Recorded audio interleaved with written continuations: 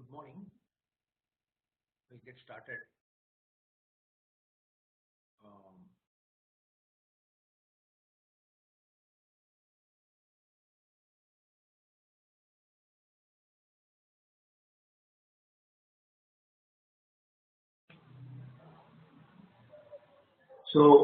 Today's topic is documenting architecture. Before we start that, let's quickly recap on what we did last time, and we also will look at the exercise that we had given at the end of the class, and I would like to show you one solution that was submitted by one of our students as an example. So in the last session, we were talking about how to go about architecting a system. So we said that we need to understand for each of the architecturally significant requirements of a system, what is the tactic that we are going to use, and for each of those tactics, we will design suitable software components and implement them or incorporate them. And if a system is consisting of several subsystems, then we have to visit the architecturally significant requirements of each subsystem and look at the solutions for each one of those, and then put them together. So, and then at the end of the session, we had taken homework to come up with an architecture for the departure control system that is used in an airport for checking in passengers, for security check, for boarding, and so on. At each point, there were different functionality, and we had looked at some of the critical functions such as security of data that is coming from the security system about the no-fly passengers. That was one of them. And then interface to external systems to import and export data. So these are some of the architecturally significant requirements that were there, and many of you have attempted the solution to that. So we are going to look at one solution which I found to be a good one, and that was submitted by Sri Dhanya. And here is the diagram for that. I'm not sure if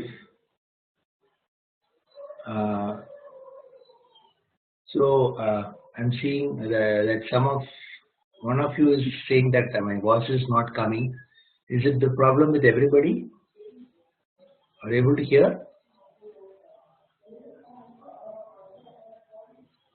Okay. Okay. All right. Thank you. So here is one solution given by Sri Dhanya. I'm not sure if it's clear. Let me try to increase. Okay.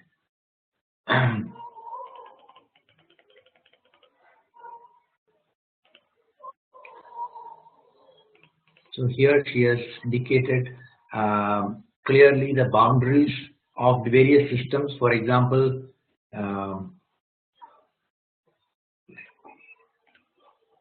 she has shown the boundaries of various systems. For example, here is your main system, the departure control system with its boundary.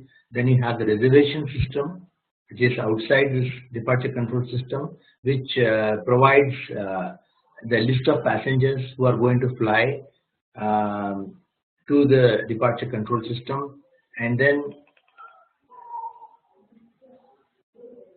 here you have the airport system and the payment gateway, which is again outside your why it is jumping. Let me reduce it a little bit for the sake of explaining it clearly. Okay.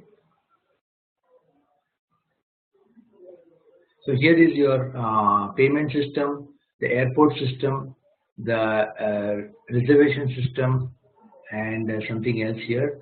And here are the end users interacting with the departure control system via their computers. So it's very clearly laid out, and the linkages between the external systems and departure control systems are also shown. And within each of the systems, she has shown the various modules for satisfying the various functionality and their interconnection. So among all the submissions, I found this to be the best solution or best diagram, easy to understand, and covers most of the things that we talked about in the class. Of course, there could be further improvements, but overall this looked the best. So I just wanted to share with you, and thank you for thanks to everyone for attempting, because only when we attempt we will be able to understand how to improve. So thanks for that. Now coming to this today's topic, documenting architecture. So we'll take it to the next level of drawing the diagrams. So we have given an attempt, made an attempt to draw the diagram based on our basic understanding of what we have learned so far. Now, when it comes to actual documenting the entire system, entire architecture, there are many other kinds of diagrams or many more important aspects to be kept in mind while drawing the diagram. So today we are going to focus on what are the different ways of documenting, and what is the use of the different types of diagrams that we usually draw in a software architecture. So they're going to look at different architectural views, as we call it, and we will see what those are. And then we'll also see that these different views can also be combined to get a more sort of more clarity on the specific aspects of it. And there is also something called a documentation package. So once we complete the architecture, what are all the different things that we need to document into this architecture documentation package, right? So the importance of it. So why do we need documenting? Why do we need to document architecture? One is it serves as an important communication vehicle. Since there are several parties involved, it's not just the architect who is interested in drawing the architecture diagram, but it's an important vehicle to communicate how the system would work to the sponsor, to the business managers, to the end users. Sometimes they may be interested to know the developers, because that is going to be their starting point to start developing the system, designing and developing the system, and also the testers, because when there are different modules, they would like to know how to integrate and test all of these, what approach they need to take, and so on. So it's an important communication vehicle. And also whenever we write a program, we especially if it is a very critical program, it needs to be reviewed by other people, say the peer review, or it could be a senior person reviewing it, so that we get useful comments on how to improve it further. Similarly, when you draw an architecture, especially when it's a very complex and mission critical system, it has to be reviewed and evaluated whether it is meeting all the requirements. Are there any risks? Are there any issues in the architecture? So this documentation of the architecture helps as an input for the evaluation team or the review team.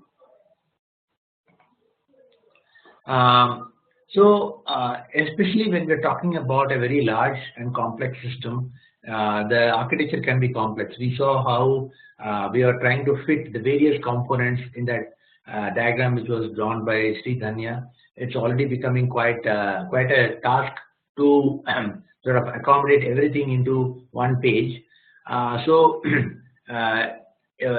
What happens is that because it's difficult to understand or incorporate or demonstrate everything that we are designed into one diagram, it may be useful to draw diagrams to sort of accommodate different aspects of the architecture, so that it is easy to understand a subset of aspects, and then putting all that together, we'll be able to understand how the system works. So there are two types of diagrams that we typically draw. One is which depicts the structure of the diagram, the structure of the various modules, and the second is the structure of the system, and the second is the behavior. That is how the different modules interconnect with one another. They talk to each other. What do they exchange? What interfaces are there, and how do they communicate in real time? So that is the behavior part of it. So these are the two main types of diagrams. So here, just to give an analogy, you know that our human body is a very complex entity, and if we have to understand the architecture of the human body, it is not sufficient to draw just one diagram like this to understand it. So we may have to dwell deeper and look at the various aspects of the body. So here you see that there is the skeletal view of the body. Here you have the digestive system, how the digestive system works, or the different components, and here the blood circulation system, which is different from the digestive system, arteries, veins, and so on. And then you have the nervous system, the backbone, and how the nerves end up in the brain and how they start from different parts of the body. So these are all different aspects, different so we need different views of the body to understand different aspects of the body. Right? Or if you try to combine all this into one diagram, it will be so complex to understand. So that similarly, it's so here is some more detailed view of the body. So here within the blood circulation, we go deeper into one particular component and try to understand what is inside the heart and so on. Similarly, the brain and others. So one can go at a high level and then go deeper and also look at the different aspects of it. Similarly, when I don't know if you have used magicbricks.com or 99acres.com, where people go and search for houses to rent or houses to buy, you see that there are several photographs given in that website, so that the buyer or the person who is rent the house, he or she can get a clear understanding of how it looks, and if he is not satisfied, he can look for some other house. So essentially, what we are trying to say is that just one diagram is not sufficient all the time. If it's a very simple system, maybe yes, but if it's a complex system, we certainly need several views of the system to understand it better. So here are three main types of views in the software architecture. One is the module view, the second is a component and connector view, and the allocation view. So in the module view, we show the structures, the module structures, how the modules are interrelated from a structural point of view, and then the component and connector view, it shows the various components and how they interact with each other, what interfaces they provide, what messages are exchanged, and so on. And the allocation view or the deployment view as it is called, it shows where the different components reside. So in a system, there will be several computers, several systems, several computing elements. So this diagram, this deployment view shows where these different components reside, each of them. So some of them will reside in the front end, some of them will reside in the back end, some of them will reside in the database server, and so on. So let's look at some examples of these views to understand it better. So here is an example of a module view. In particular, it is the module decomposition view. It only shows that a large system such as an ERP system, what are the main modules here in that, and within that, what are the sub modules in that particular system in a hierarchical way. So there is an ERP system which has a finance module, marketing module, and a production module. And under the finance module, or inside the finance module, there are sub modules like the accounting sub module, budgeting sub module, audit sub module, etc. Similarly, under marketing and similarly production. So it is a hierarchically arranged list of various components. So this is one view of the system. Similarly, we have just drawn it for the judiciary system, which we talked about in a couple of sessions before, how the judiciary system is divided into different modules. So there is the business modules and the technical modules, the different way of looking at it. In the business module, you have the case, proceedings, evidences, scheduling of cases, and judgment. And under the technical modules, we have the data access module, workflow engine module, and the SMS client module, etc. So you see how we can represent the modules in different ways, whichever is easy to understand.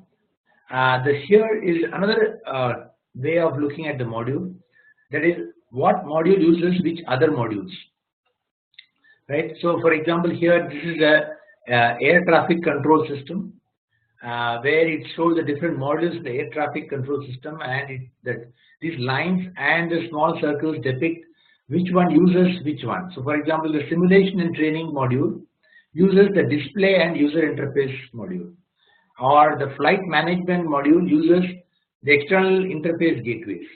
So this is another way of sort of depicting the modules, and it's called the module usage view or the users view, right? So here's a question from Shweta. These views seem to be same as architecture models. So can you explain what is the difference between the two? Yeah, we are looking at that. Soon you will discover. Just give me some time. As we look at the different views, it will become more clear what the difference. So now coming to the next one. Okay, talking about the module views once again. So here is a module views, which again uses the users aspect of it. Which module uses which other module? So here you see that in the client .admin module, it uses admin.client module uses admin.core, and admin.core uses DAO module, and it also uses util module. So by looking at this diagram, we know which module uses which other modules.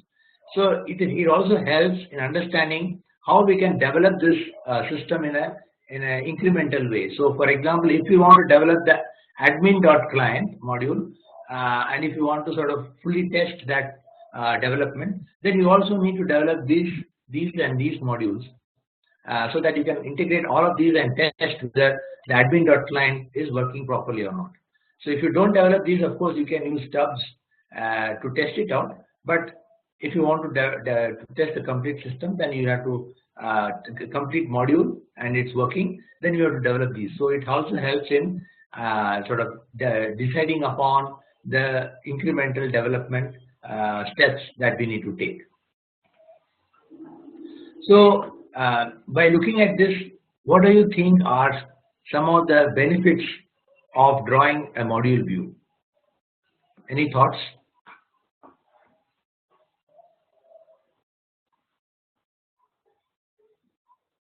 Reusability, says Vipul. It shows the structure of components. Archana says it's easy to understand the system, get a big picture, okay. Establish interdependency, incremental development, links between components, source dependencies, details of how the system works, okay. Modifiability, prioritization, good, okay. I think these are all very correct understanding that you have got. So moving to the next one, from my perspective, it gives an idea about the scope of construction. It shows the big picture, as somebody said very clearly. It helps to plan the incremental development. It also helps to trace the requirements and see whether all the requirements or the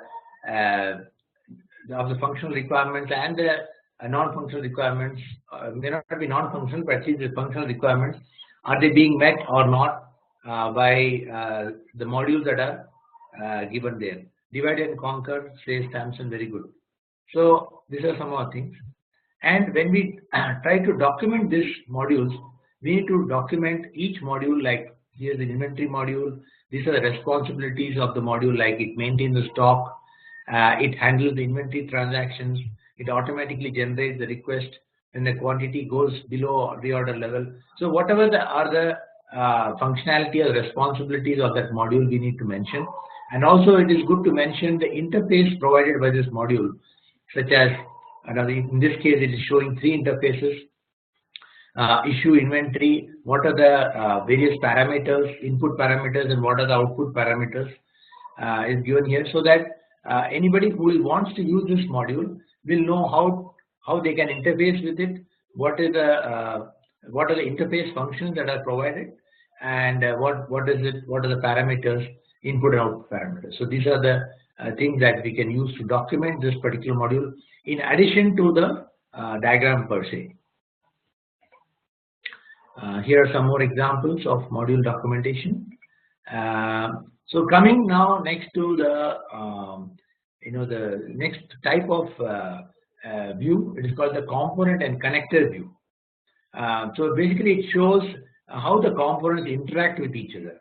So hopefully the difference will become a little bit more clear between the module view and the component connection view. Here you see that there are different modules like the retail banking front end module in your client PC, and through an ODBC driver, another component, it is able to interact with the database management system which is in the backend server and which actually manages your data, that is the bank's data, right?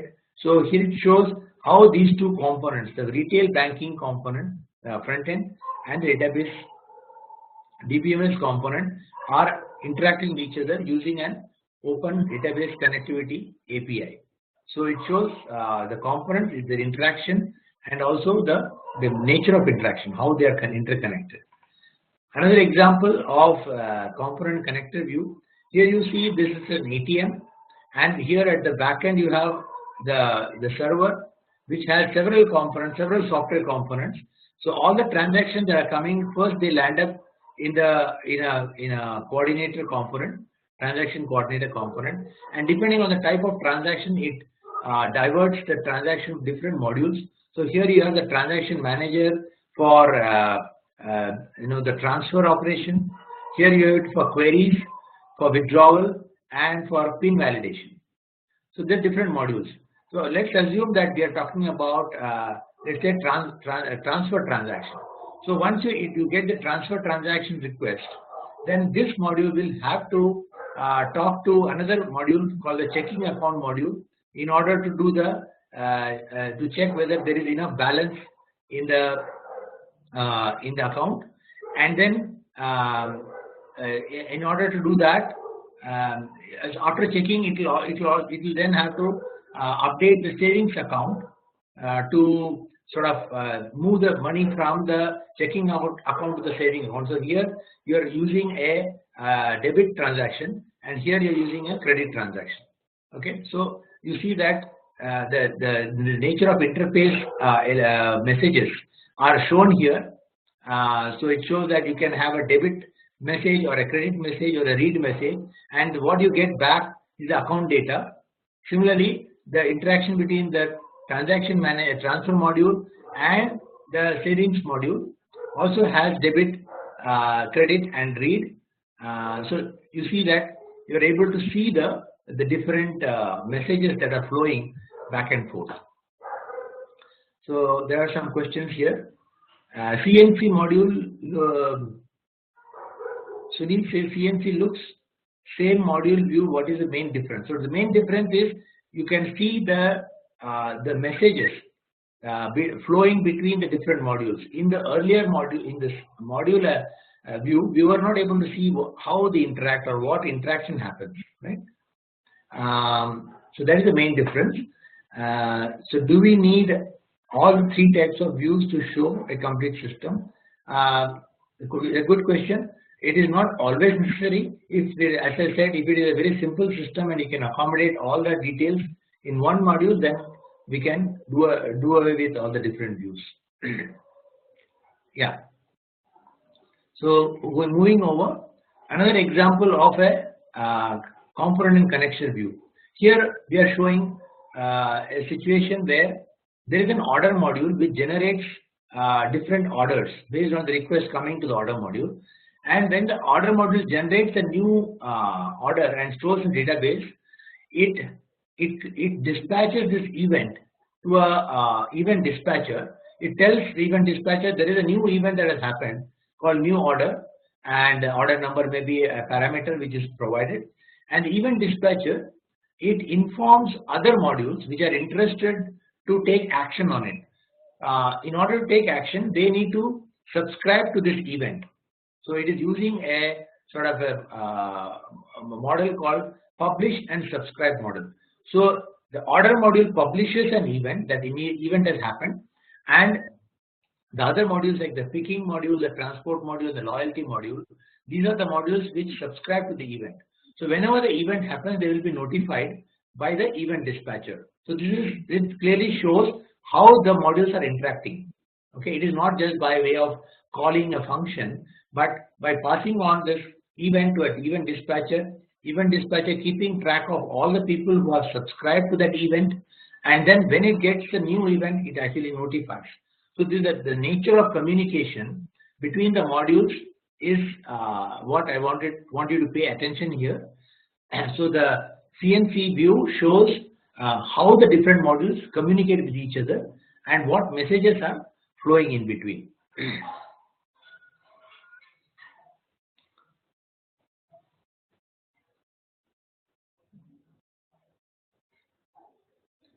So there is a question: is it a module? Is it module is group of cohesive entities and components? Runtime objects. So module is anything. So example of module could be an object. It could be a package, a database, a web server, a firewall. All these are different software components, right? So a module and component, we can sort of use it interchangeably. So Kamal says, is it a kind of design pattern? So design patterns are used while designing in more detail. So when we talk about architecture, we talk about architectural patterns, which we saw in some examples of which we saw in the previous session, like we saw the layered pattern and the publish subscribe pattern, and we looked at the service oriented architecture. So there are different patterns at an architectural level.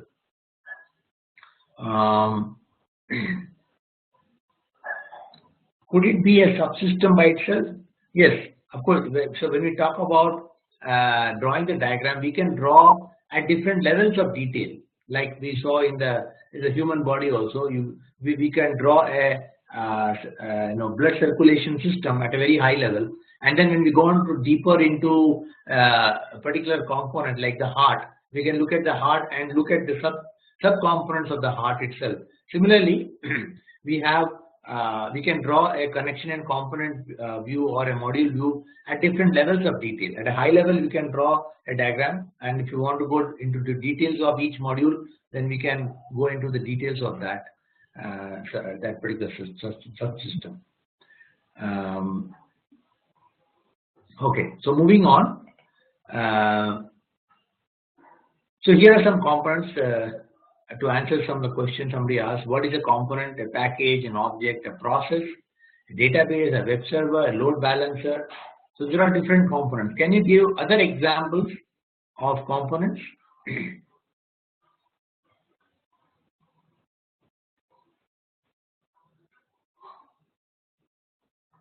Filters, okay.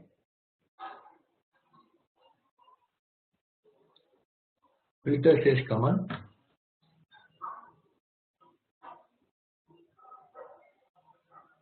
DLLs, okay, says Chakradhar. Utilities, okay, good.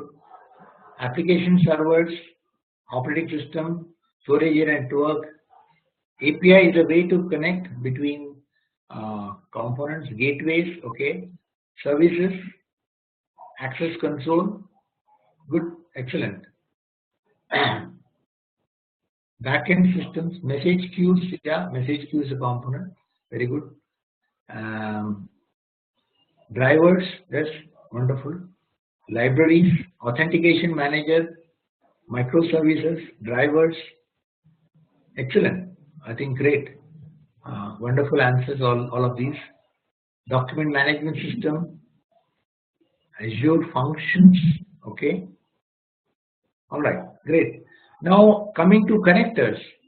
Connector examples are, you can connect two modules through a method, you can call a method, you can send a message, you can call through a REST API, you can use an HTTPS protocol, you can use a file transfer protocol, you can use a secure file transfer protocol, or you can use a remote method invocation. What other examples of connections can you give? SSL, very good. Secure socket layer, polling, SOAP, notification, SMTP, MQTT, curl, pipes, SOAP, SSO, fiber base, message queue, shared memory, excellent. ODBC, wonderful. Publish and subscribe, very good. Whitelisting, MQTT, MPI, cloud service.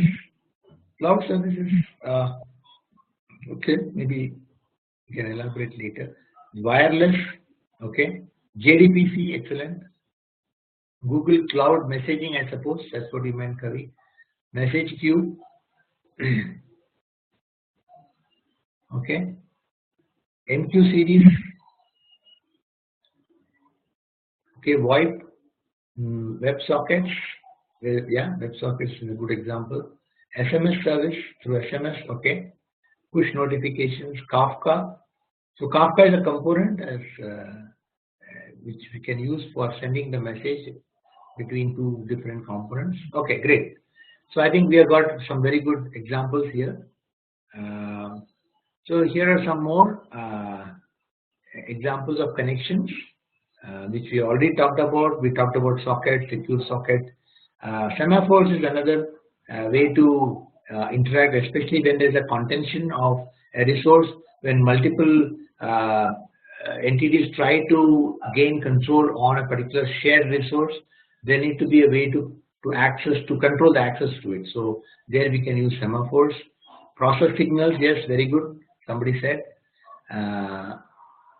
FTL, not sure what that means. HMI, not sure what that is. JMS, Java Messaging Service. Load balancer. Load balancer is more of a component than a communication mechanism. Okay, FTP, yes. Let's go ahead. So inter-process communication mechanisms. So you can use a simple message queue from Amazon, or you can use MQ series from IBM. These are all different examples of message queues. You can use socket programming, which is sent over TCP/IP.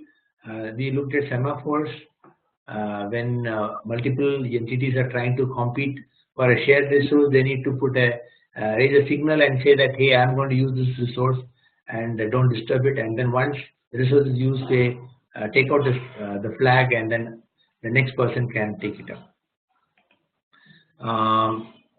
So what do you think are some of the uses of drawing a component and connection view diagram?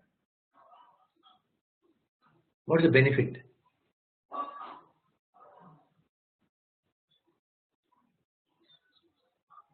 System flow, okay.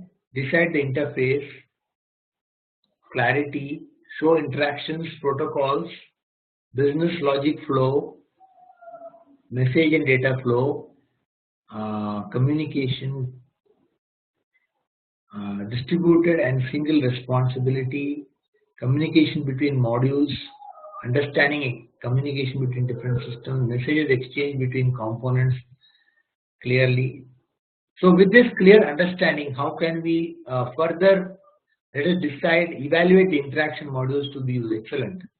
So it also can be used to evaluate whether we are doing the right things. Very good. Provide details about not hardware, that will come to little later. Some little hardware requirements. Interaction among the module. Developing the component becomes easy. Troubleshoot to handle data loss or any issues. Very good. Architect can share the design to implementers clearly. Going with standard protocols and for connections. Help to switch between different providers. Okay. Maintenance. Debuggability. Okay. All right. So let's see some other uses of component connection. Yes, as some of you said, it helps to understand the system, how it works. It also helps you to analyze the reliability of the system, the performance of the systems, and security of systems. Depending on how they are interconnected, we can analyze these. For example, suppose you are using an SMS gateway in a system, and you know that SMS gateways are not very reliable. They may go down after some time or intermittently once or twice a day. So what do you do at during those times? So you need to have a mechanism to store these messages that you want to send to the SMS gateway in a queue, and whenever the SMS gateway comes up, you need to push those messages from the queue and then send it to the SMS gateway. So by looking at the architecture, you will know that what are the components which are little vulnerable, which are not so reliable, and therefore make proper arrangements, alternate arrangements for those components. So you can analyze the reliability and take proper corrective action in the architecture itself. The other thing is security. Now suppose you are used a FTP protocol as a connection mechanism between components, and if the data that you are trying to send is a very critical data, like when you are taking data from a company like Dow Jones, which has got information about stocks and the prices and so on, and you don't want to sort of share that with anyone else, then you may want to, instead of using FTP, you may use a secure FTP protocol. And then you will also see that how the different components are interconnected, and if a request has to go from one component to another to another to another to finally get the result and then send it back, you may find that the overall latency, the time taken at each step, when you add it up, it may be such that the total time taken is very high. So which may not be acceptable as a response time requirement, performance requirement.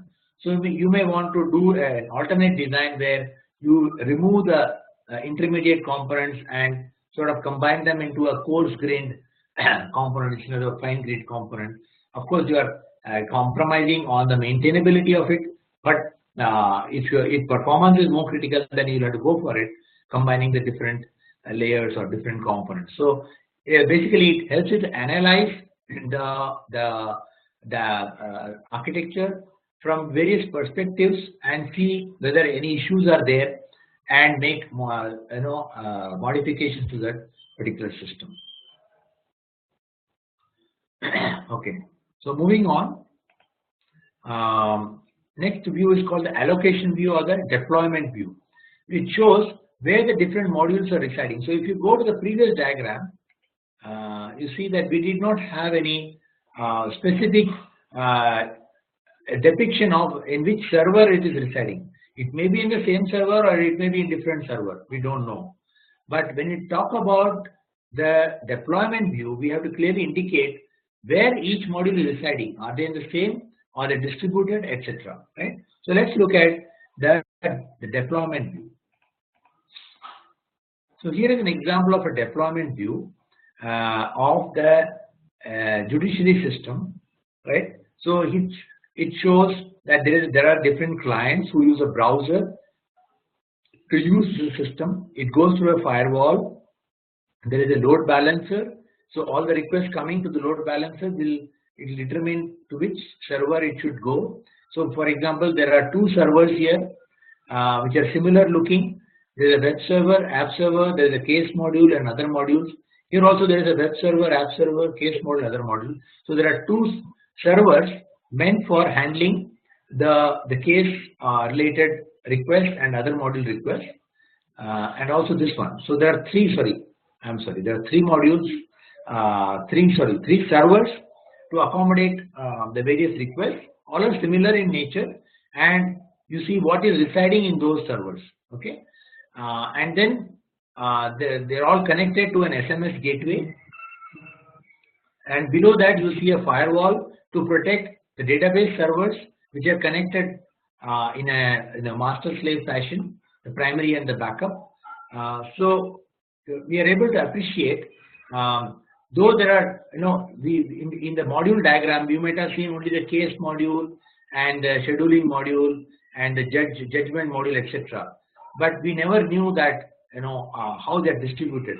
So this deployment view is the one which shows how it is distributed and where all it resides in the system, and it also shows certain additional components which probably would not have shown in the module diagram, because there we were looking more from a logical point of view, not so much from the physical point of view. So here we come down to a physical level and understand the various physical components and what resides in those components.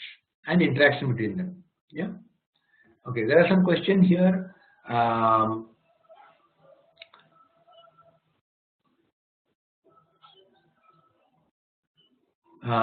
So Sanjay Gautam says this session is happening second time. I didn't understand what that question is. Bharani says, why do we need firewall between database and application server?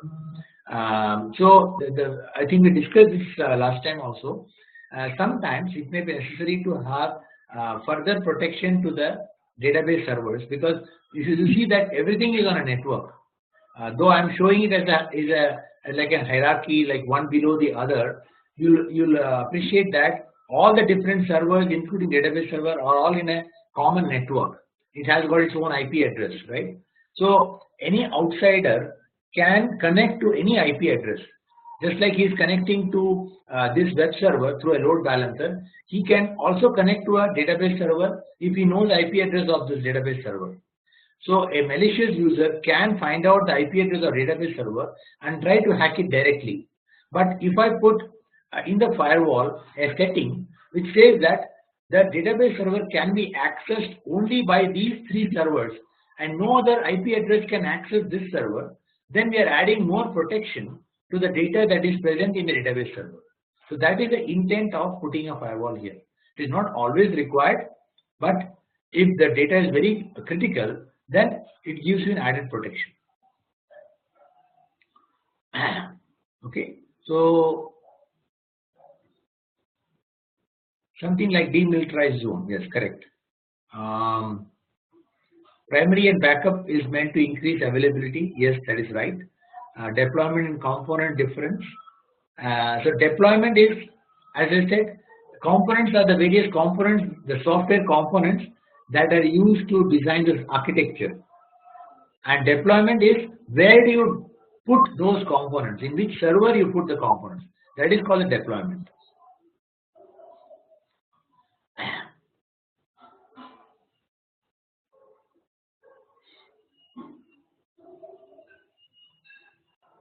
Okay, so moving on to the next one. So what do you think is the purpose or the use of allocation view? What are your thoughts? How does it help? To decide about the infrastructure, all right. To know what is where, physical view of the system, all right. To decide security between components, right. The cost, it helps you determine the cost, okay. Deployment of application, deployment deployment requirements, to identify how many servers are required. Yes, very good. Deployment guidelines, hardware requirements, team formation, better planning, network topology, security design, to decide scalability of the application. Yes, very good. Complete ecosystem, says Venkat. Okay. All right. So these are some of the answers. So again, it helps us to analyze the performance, security, availability. So performance, we saw if the load is very high, we can determine whether the number of servers that are deployed are enough or not. Security, as we saw, we know if the data is needs to be very secure, we know whether we need an additional firewall or not. Availability, as somebody said, because we have multiple servers, we are able to ensure that if one is down, the other is available. So and again, if the availability is very, very high, then we can decide on number of duplicate or replication servers to be kept, right? So we saw the module view, we saw the component connection view, and we saw the deployment view. So have you used any other ways to document architecture in your experience? Or these are the only three views you have used? Any other kind of diagram you have drawn to understand the architecture? 4+1, okay, we are going to talk about it. Class and connection view, okay, class diagrams. Sequence diagram, excellent. And we have used combining these specific protocols, okay. Sequence diagram, as somebody said, yes. Allocation view is not visible. So allocation view and deployment view are the same. State machine diagram, okay. Call flows in a module, all right. That's going deeper and deeper, more detailed design. Operation contracts, okay. Can we fit use case diagram here? Probably not. You still more at the requirements level. UML is the language by which we draw it. Yes, okay, that's right. Yeah, some people draw it using UML language. ER diagram, all right, very good. Entity relationship diagram. Architecture diagram depicting integration with outside system. Yes, says Bharani. I don't know what is RE diagram, Sanjay. If you could elaborate. Data flow diagram, all right, that's more at an analysis time, not necessarily that architecture. We have enterprise architecture also with projects rather than components and subsequently drill down to of individual coyas. Very good. Architectural view, enterprise architecture where you have several applications in the enterprise and how they interconnect as a very high level view. Workflow diagram, business architecture diagrams, okay. Top level diagrams, very good. So all good answers. So shall we take a quick break for 10 minutes and then come back? We have some exercises and some more topics to be covered. All right. So I'll stop the recording here.